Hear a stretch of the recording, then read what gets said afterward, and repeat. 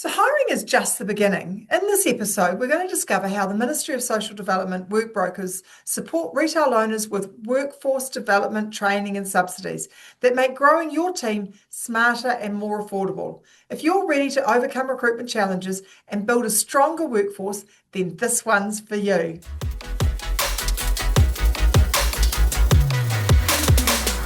Kia ora, I'm Carolyn Young, Chief Executive of Retail NZ. I'm joined by Dan Brunt, who's the Regional Commissioner in Auckland Central and East with the Ministry of Social Development.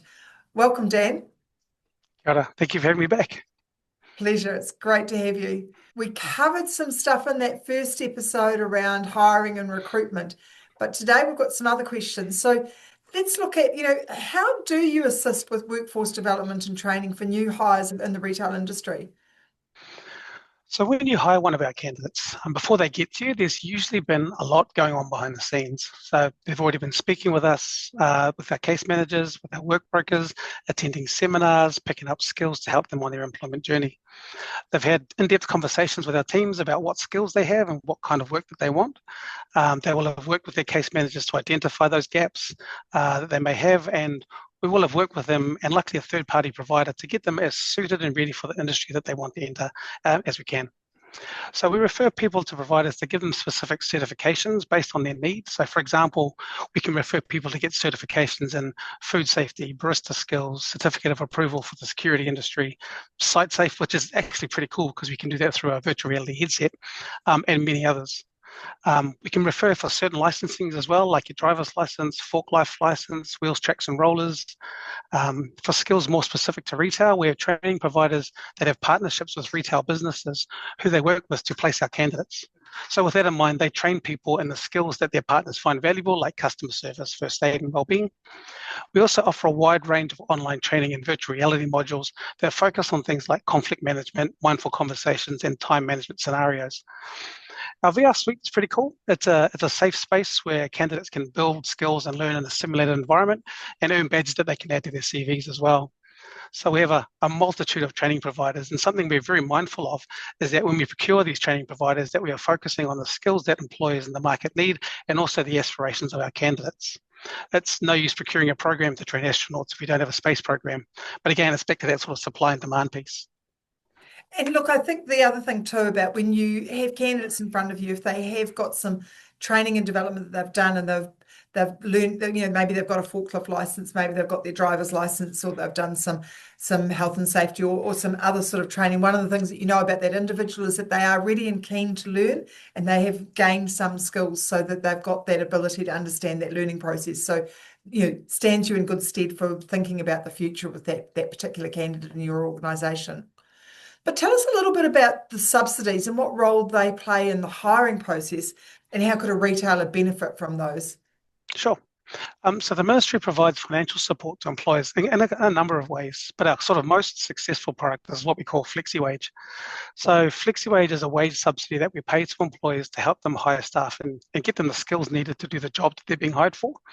To be eligible for FlexiWage, the role that the employers are hiring for needs to be at least sort of adult minimum wage. The role needs to continue after the subsidy ends, and you can't have dismissed someone from that role to be filled by someone with a subsidy. Now the subsidy is paid to recognise that employers may need to support their new employee with training and development in the initial stages of their employment. Now our work brokers are experts in this field and can help guide employers through the requirements and conditions of receiving a wage subsidy. While employers are receiving the subsidy, we will contact you regularly to see how things are going and assist you in claiming that subsidy. We also have other products that support people with getting equipped for their new jobs and also with apprenticeships. There's a lot more detail on the website, but also your local work broker can talk you through all of those, because things like amount and eligibility can be quite dependent on the situation that presents. So really this is a conversation with your local work services team. That's fantastic. So tell us a little bit about what you think the challenges are that you see retail owners face in the recruitment process, and what is it that your services can help overcome some of those challenges? Yeah, again, probably that hiring piece. I think there's a lot of people out there looking for and applying for jobs at the moment. I hear some of the numbers of people applying for roles. That's staggering and ultimately extremely time consuming for small businesses. Our free recruiting service provides an option to cut through the noise, to kind of pre-vet candidates and give you a select group of applicants for your role so that you can focus on what matters, running your business. We have access to a wide range of people with various skill sets who are just waiting for an opportunity to get back into the labour market, and we can make that process easy for everyone. It's our focus, it's our job, it's what we do. So we will mobilise all of our assets we have to get people from our books and into long-term sustained employment. Brilliant. And I think the thing about recruitment is that it can be really time consuming. So to have a really skilled pair of hands to take you on that journey with you, I think is a really great advantage. Look, thank you so much for joining us today, Dan. It's been such a pleasure to talk to you again and hear how the Ministry of Social Development Workbroker Service is supporting retail in our sector. Very lovely to come here again. Thank you very much.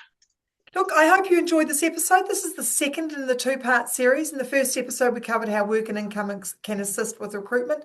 This was part of our Empowering Retail series, your go-to resource for short, actionable insights to take your retail business to the next level. Watch our other episodes and don't forget to subscribe. Until next time, ka kite anō. Bye for now.